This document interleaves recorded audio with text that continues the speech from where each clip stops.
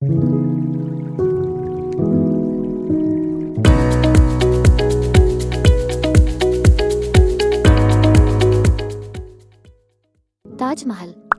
ലോകമഹാത്ഭുതങ്ങളിൽ ഒന്നായ താജ്മഹൽ ഉത്തർപ്രദേശിലെ ആഗ്രയിൽ യമുനാ നദിക്കരയിൽ സ്ഥിതി ചെയ്യുന്നു.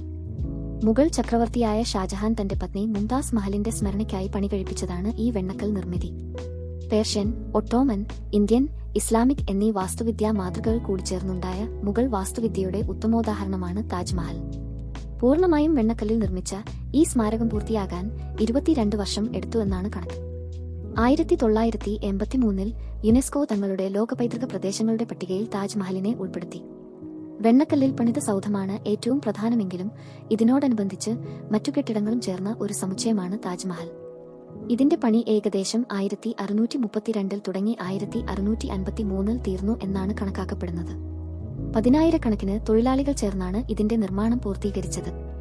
നിരവധി രത്നങ്ങൾ പതിച്ചിരുന്ന ഈ നിർമ്മിതിയിൽ സ്വർണവും വെള്ളിയും ഉപയോഗിച്ച് അലങ്കരിച്ചിരുന്നു. ഉസ്താദ് അഹമ്മദ് ലാഹോറിയാണ് ഇതിന്റെ പ്രധാന ശില്പി. 1942 ജർമ്മൻ, ജപ്പാൻ വ്യോമസേനയുടെ ആക്രമണ ഭീഷണിയിൽ നിന്നും രക്ഷ നേടാനായി താജ്മഹലിനെ ചട്ടക്കൂടുകൊണ്ട് പൊതിഞ്ഞിരുന്നു. മധുര എണ്ണ ശുദ്ധീകരണശാലയുടെ പ്രവർത്തനഫലമായി യമുനാതീരങ്ങളിലുണ്ടായ ആസിഡ് മഴയായിരുന്നു മറ്റൊരു ഭീഷണി. ഇതുകാരണം താജ്മഹലിന്റെ നിറം വെള്ളയിൽ നിന്നും നേരിയ മഞ്ഞയായി മാറി.